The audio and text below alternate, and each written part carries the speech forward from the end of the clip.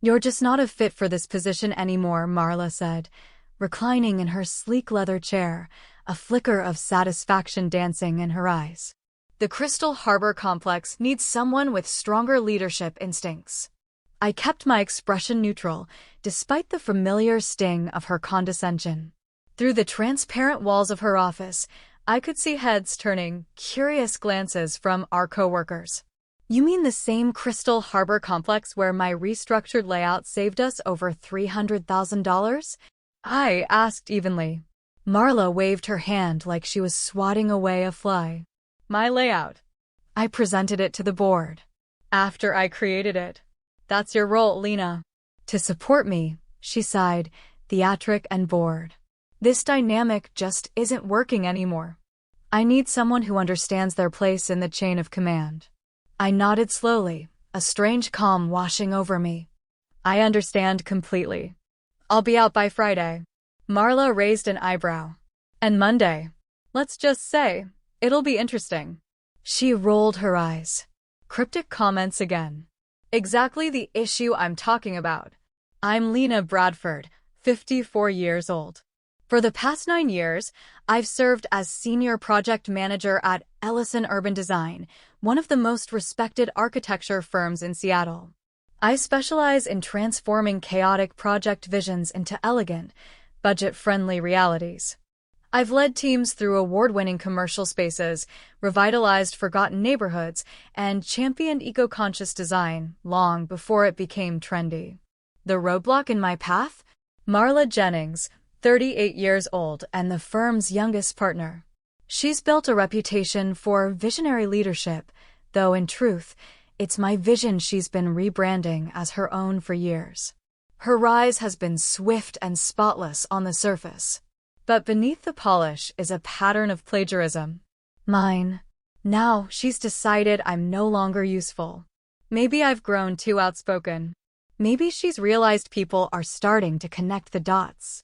As I made my way back to my desk, I passed the gallery of framed project photos in the main corridor. The Crystal Harbor Complex. The Riverview Civic Center. Sunrise Heights Tower. Projects I had poured my time, creativity, and weekends into, each one bearing plaques crediting Marla Jennings as the lead designer. My phone buzzed. A message from Taylor, one of the senior architects. "How'd it go?" I replied, "She's forcing me out." "Unbelievable," Taylor shot back. "Your Rainwood Eco Park project just won the Urban Design Award." According to the press release, that was her vision, I wrote back. At my desk, I unlocked the bottom drawer and pulled out my external hard drive. Every blueprint, email thread, and concept sketch, all meticulously organized. I started saving copies months ago when Marla's tone shifted from dismissive to deliberately erasing me. The desk phone rang. Reception. "Lena, there's someone from Carter and Bell in the lobby. They say it's about a consultation you did for them." I froze. I've never worked with Carter and Bell, our biggest competitor. "I'll be right down," I said. In the elevator, a knot formed in my stomach. This wasn't just about Marla taking credit anymore. Something bigger was unfolding, and I was about to find out just how deep it went. For the first 4 years under our former creative director, I flourished. My coastal restoration project, a series of community spaces built from reclaimed materials and engineered to withstand rising sea levels, became Ellison Urban Design's signature achievement. Then Marla arrived. She was originally hired as a project manager, but within months, she was regularly spotted in our founder's office, Harold Ellison himself. She lavished him with compliments, brought in his favorite pastries, and hosted weekend team bonding retreats at her Whidbey Island cottage. In less than 2 years, she was named partner, the youngest in the firm's history. At first, I admired her ambition. Her presentations were slick. Her interactions with clients smooth and calculated. She often stopped by my desk to discuss my design ideas. I mistook it for mentorship, maybe even friendship. The red flags came slowly. First, it was the team presentations where my name never made it into the deck. Then entire projects I'd initiated were reassigned to her oversight, usually with little explanation. In meetings, she began to cut in. "Lena had an interesting foundation," she'd say with a gracious smile. But I developed it into something more client-ready. Harold, now semi-retired and more concerned with playing golf than running a firm, was taken in by her confidence. The other partners, mostly older men, responded just as favorably to her curated blend of youthful energy and strategic humility. Still, others in the office started to catch on. David from the architectural team leaned over one day and muttered, "Did she seriously just pitch your Riverview Park concept as her original idea?" Even Jenna at the front desk began timestamping my submitted designs and giving me knowing glances when Marla hovered too long near my desk. I kept going, hoping my work would speak for itself. When we won the Pacific Northwest Design Award for the Coastal Restoration Project, I allowed myself a sliver of hope. Maybe this time would be different. It wasn't. Marla accepted the award solo, with a speech that erased me entirely from the narrative. That night, I started backing up everything. Drafts, email chains, dated notes, anything that documented my process. Not because I was planning a confrontation. I just needed peace of mind. In hindsight, I was foolish. Marla wasn't simply ambitious. She was methodical.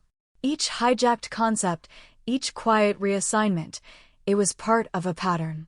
I wasn't just a colleague. I was a goldmine. And as I began speaking up more in meetings, I'd apparently become a liability. Yesterday, she asked me to send her my full portfolio for archival purposes. Something about her tone, smug, possessive, set off alarm bells.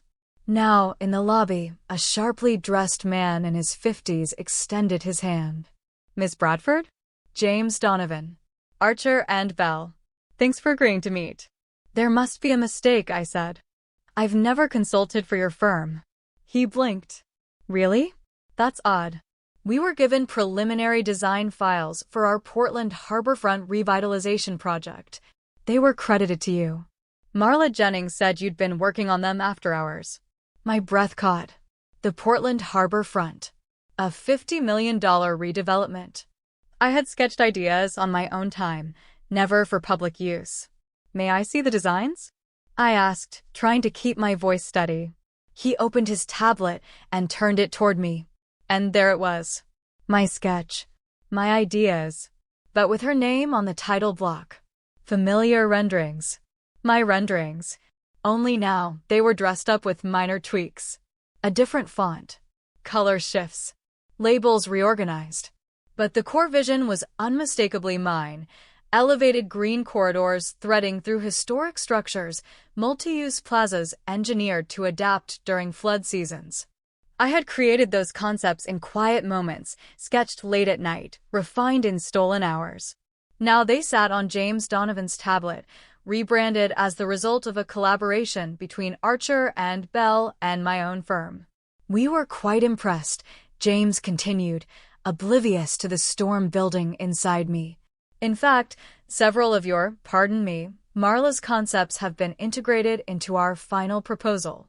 It made quite the impression with the Portland Development Commission. My head buzzed. Who else has seen these? Our executive board. For starters, he replied. And we presented them to the commission 2 weeks ago. The response was enthusiastic. He paused, sensing the tension in my posture.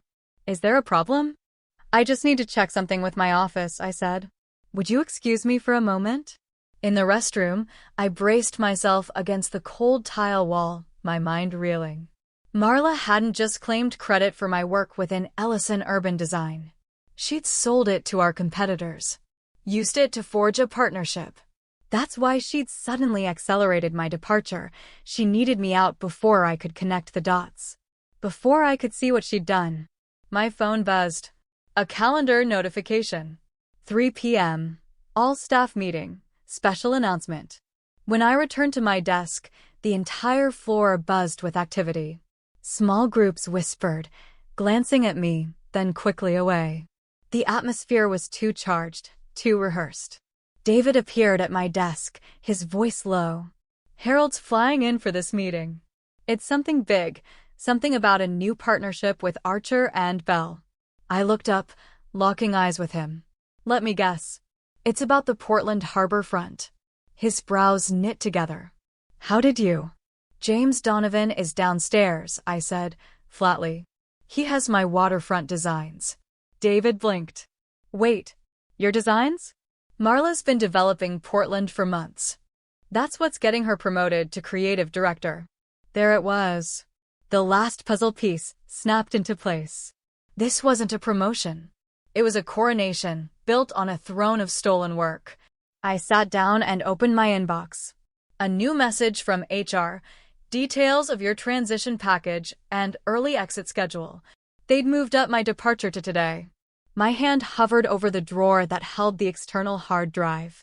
Every file, every timestamp, every email. Enough proof to take her entire scheme apart.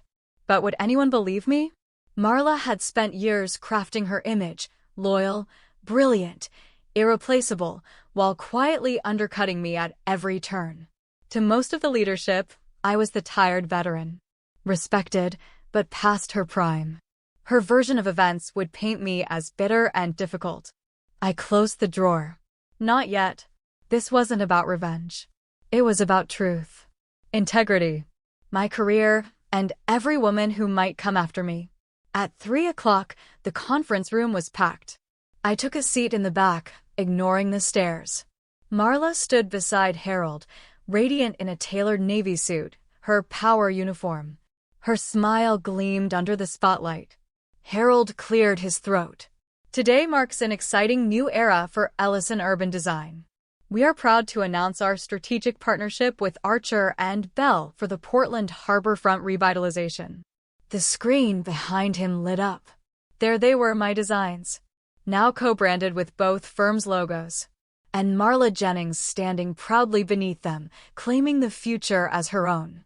The screen displayed both companies' logos side by side, glowing above the crowd like a coronation banner. This collaboration, spearheaded by Marla Jennings, Harold continued, represents the innovative vision that drives Ellison Urban Design forward. Marla's leadership on the Portland waterfront revitalization has already impressed city officials and earned preliminary approval. Marla stepped forward, radiating confidence. Thank you, Harold. This project is a testament to our commitment to sustainable urban renewal and bold, future-forward design. She clicked through my renderings, my diagrams and sketches, developed in solitude over months of late nights and early mornings, now framed as if they'd sprung fully formed from her imagination. Each word she spoke felt like a fresh betrayal. And with this new chapter, Harold said proudly, I'm pleased to announce that Marla will be stepping into the role of creative director, effective immediately. Applause erupted. I sat frozen in my chair, fury simmering beneath the surface as Marla offered her best performance of practiced humility. Thank you, Harold, and thank you to the entire team for your trust. I look forward to guiding us into the next era of innovation. She glanced at me briefly, no triumph, no regret. Just a quiet warning in her eyes. When the meeting ended, I made my way to Harold.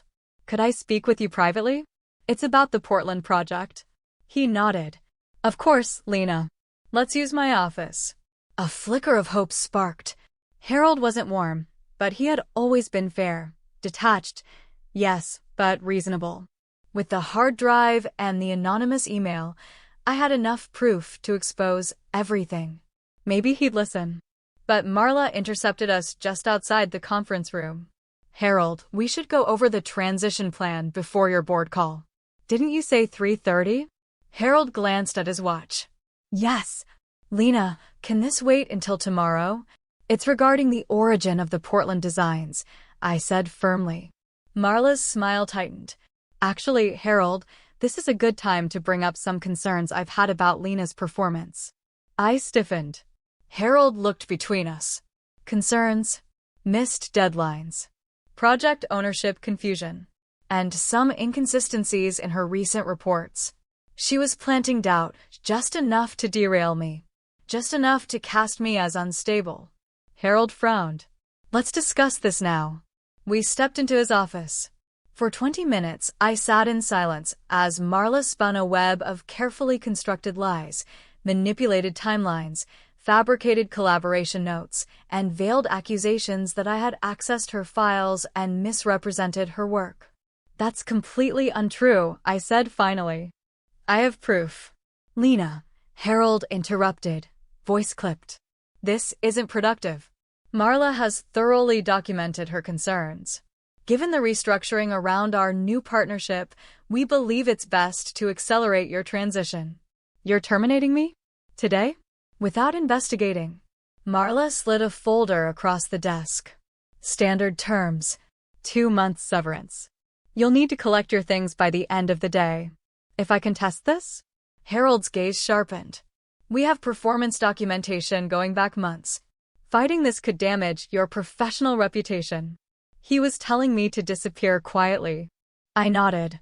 Understood. Marla offered a hollow smile. I'll inform the team of your transition. Back at my desk, my phone buzzed. A new email. Subject: Portland Waterfront Project.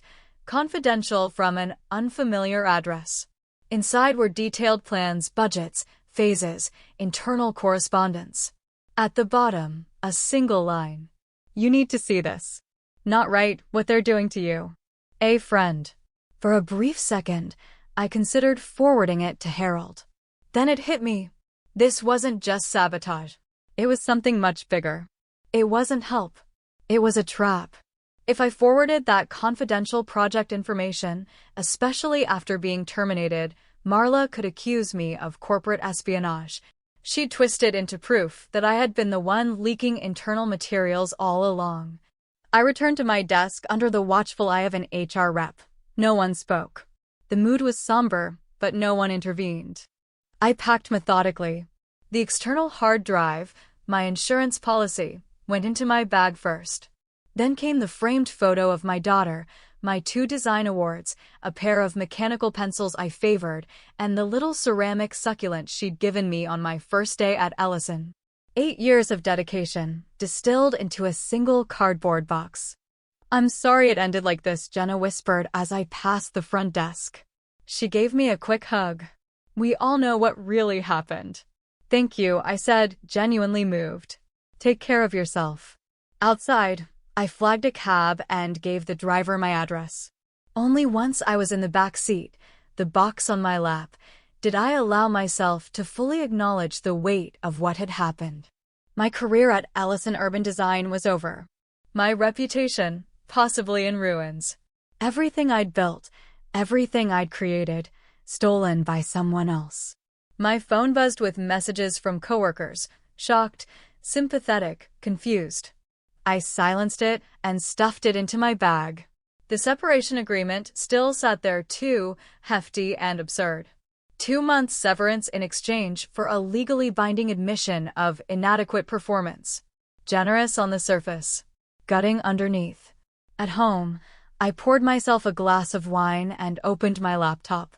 First, I backed up everything, every document, every email, every timestamp to a secure cloud server. Then I began researching. Employment law. Intellectual property rights. NDA loopholes. I made notes, organized my case, built timelines. A knock interrupted my thoughts. Peering through the peephole, I saw David, looking anxious. I just wanted to check on you, he said when I opened the door.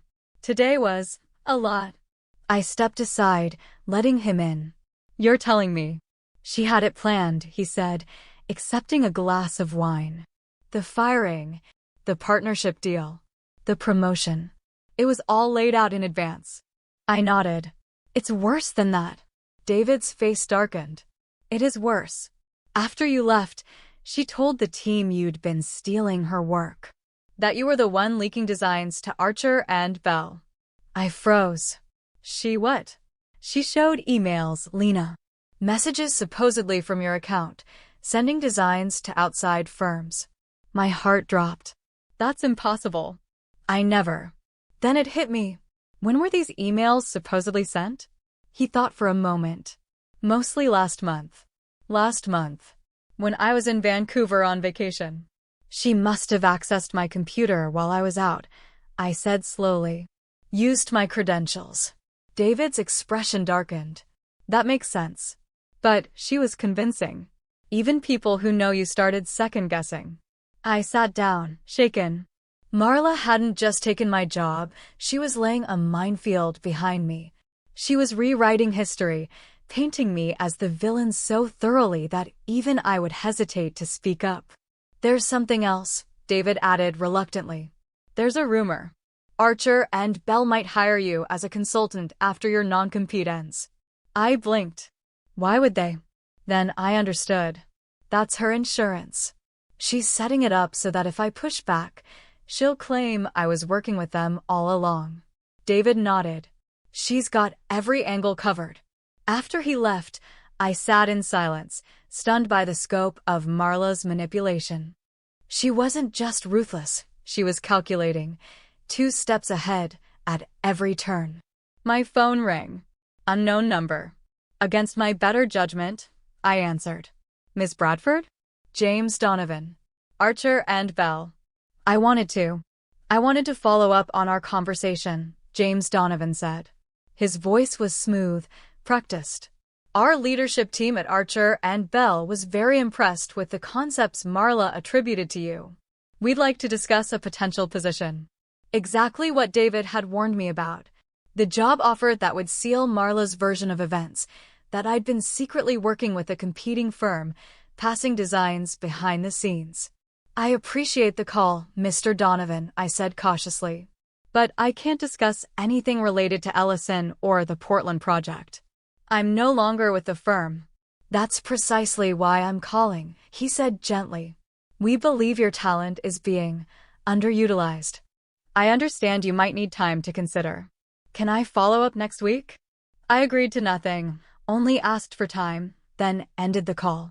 Back at my laptop, I opened my email archive and began digging. 6 years of correspondence, hundreds of threads, most forgotten. I searched with a methodical urgency, focusing on anything with Marla's name. And then, buried in a project folder from 3 years ago, I found it. An email chain from a time when Marla still pretended to value my contributions. She had asked for help on a failing municipal project, writing, "Need your magic touch on this one," the kind of innovative approach that made your coastal project such a success. There it was, in her own words, an acknowledgement that I was the original designer of the award-winning coastal restoration project, now a cornerstone of her stolen portfolio. Fueled by a new sense of purpose, I worked through the weekend. The email was only the beginning. I compiled everything, drafts with metadata, concept iterations with clear authorship, client testimonials, even my glowing performance reviews, directly contradicting her claims of underperformance. By Sunday night, I had built a comprehensive dossier, a timeline of every misappropriated project, every false claim, every manipulation. Monday morning, I woke with clarity. Step 1. Submit a formal complaint to Ellison's board of directors. Step 2. Consult legal counsel specializing in workplace defamation and intellectual property theft. As I reviewed the documents one last time, a new email arrived. From Harold Ellison. Subject: Urgent. Portland Project. Lena, concerning developments have emerged regarding the Portland project. Need to speak with you immediately. Are you available this morning? A flicker of hope. Maybe he had finally seen through her. I agreed to meet him at a quiet coffee shop near the office at 10 a.m. When Harold arrived, he looked weary. The sharp, self-assured founder of Ellison Urban Design was gone. In his place, an anxious man burdened by fallout. "Thank you for coming," he said, sitting down. "I'll be direct." After our announcement, Portland officials asked for background on the design process. They were impressed and wanted to highlight the designer in their public communications. I nodded, sensing the turn. Marla couldn't answer their technical questions, he continued. When pressed, she grew evasive. One of the commissioners recognized elements similar to your coastal restoration project and asked about your involvement. What did she say? I asked. She claimed you were her mentor, Harold said, wincing. That you guided her understanding of sustainable design. I laughed. I couldn't help it. Her mentor? She's been stealing from me for years. I'm beginning to see that, Harold admitted. The city has paused the project. Our partnership with Archer and Bell is at risk. Why tell me this now? I've been terminated, remember? Because, he said quietly, Marla claims you took the original Portland files. She says they're necessary to clarify authorship. The audacity took my breath away. Even now, she was trying to weaponize the truth against me. I have the original files, I said slowly. But not for her. Confirmed, I said. Along with proof they're my work, not Marla's. Harold leaned in. Lena, the firm's reputation is on the line. We need to resolve this quickly and quietly. Then reinstate me, I said. Full position. Clear my record. And remove Marla from any project that includes my designs. Harold shook his head. That's not possible. She's already been publicly named creative director. Then I'll take my evidence directly to the Portland Development Commission. And to every major architectural publication on the West Coast. He sighed, rubbing the bridge of his nose. You'd damage the entire firm just to get back at Marla? No, I said, my voice calm and even. I'd be ensuring proper credit for my work. The damage to Ellison would be the result of her actions, not mine. As we sat in stalemate, my phone buzzed with a news alert. Archer and Bell withdraws from Portland Waterfront Partnership. I turned the screen toward him. His face went pale. It's already unraveling, I said gently. You have one chance to control the narrative before this becomes a full-blown scandal. He stared at his untouched coffee, calculating. Finally, he looked up. What exactly are you asking for? A public acknowledgement of my authorship, I said.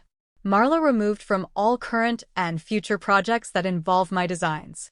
And I want to present the Portland waterfront concept myself, to the city and to any stakeholders involved. And the termination? He asked. I haven't decided yet, I replied. But I'm not signing your separation agreement. He nodded slowly. I'll have to bring this to the board, but the Portland situation can't wait. As he left, 2 more emails landed in my inbox. The first was from James Donovan at Archer and Bell. Portland officials have requested clarification on authorship. We'd value your direct input on the concepts Marla Jennings presented. The second was from a city planner in Portland. We have questions about the sustainable components outlined in your waterfront proposal. Would you be available for a discussion? Finally, for the first time since my termination, I smiled. Marla had built her reputation on work she couldn't explain. Now, with the spotlight on her, the cracks were showing. And I wasn't hiding anymore. By Tuesday morning, a joint meeting had been arranged at Ellison's offices to clarify the design authorship and settle the controversy. I dressed with care, understated but polished, calm power in every detail. The external hard drive went into my bag, along with printed documentation. This time, I wasn't walking into a trap.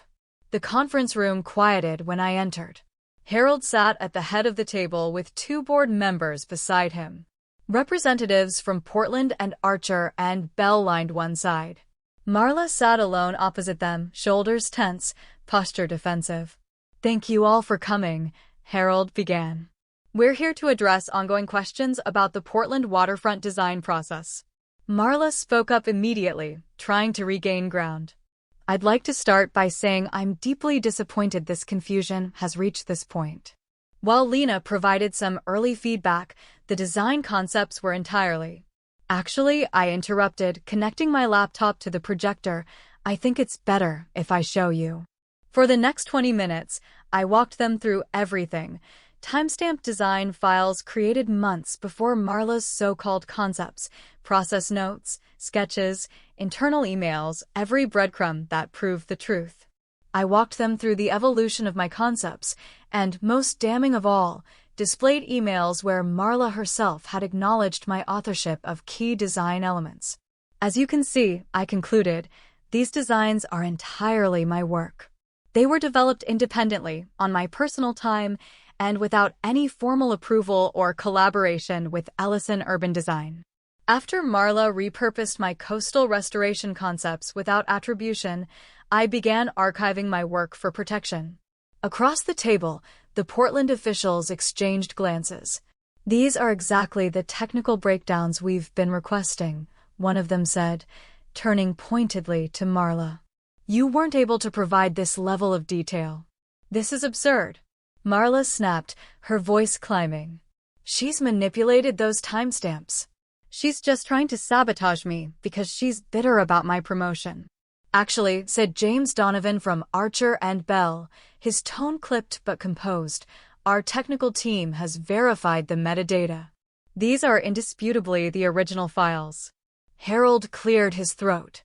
"And our internal IT team confirmed that Marla accessed Lena's work computer remotely while Lena was on vacation last month."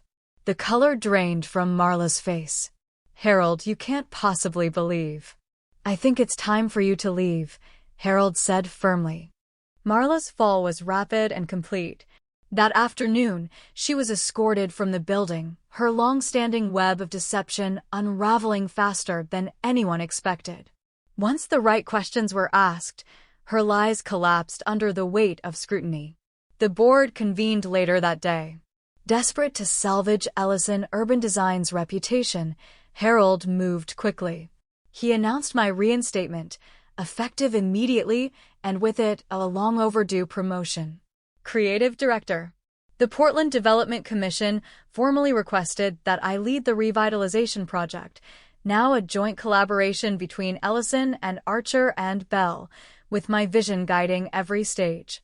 But the most satisfying moment came the next morning when Harold sent a company-wide email.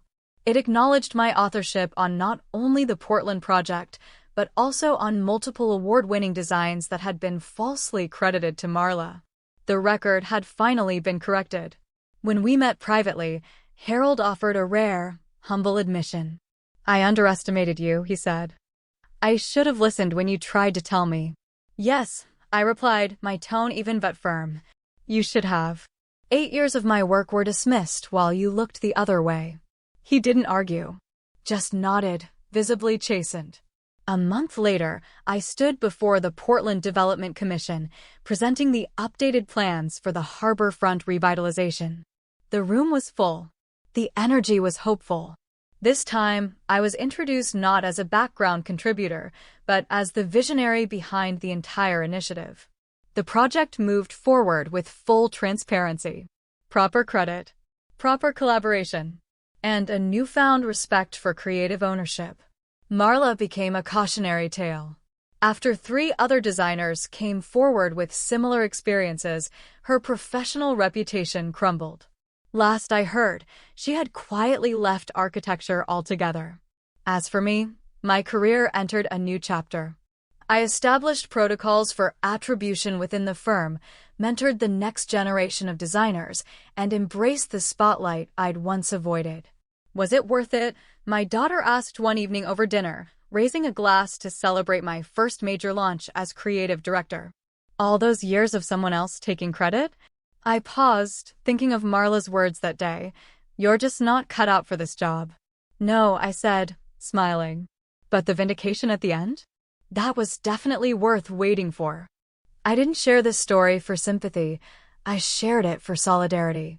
If my experience struck a chord with you, if you've ever had your voice silenced, your work taken, or your worth questioned, then I hope you see yourself in this fight. I hope you see that it is possible to rise, to reclaim your name, and to walk out of the fire stronger than you entered it. I'm asking you, yes, you reading this, to stand with me. Leave a comment below. Tell me your thoughts. Share your own story if you've been in my shoes. And if you've never faced this kind of betrayal, use your voice to support someone who has. I read every message. I carry everyone with me. Your encouragement reminds me that I'm not alone. To those of you cheering me on, thank you. You reminded me of who I was when the world tried to rewrite my identity. Your words gave me the strength to take the final steps. And if you take anything from my journey, let it be this. Document everything. Protect your work. Speak up even when your voice shakes. People will try to take shortcuts using your brilliance.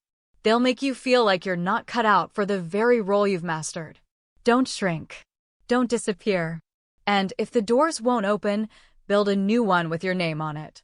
Because at the end of the day, vindication isn't about revenge. It's about truth.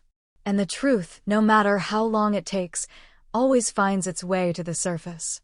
Stand tall. Stay sharp. And never let anyone else tell your story for you. Lena Bradford.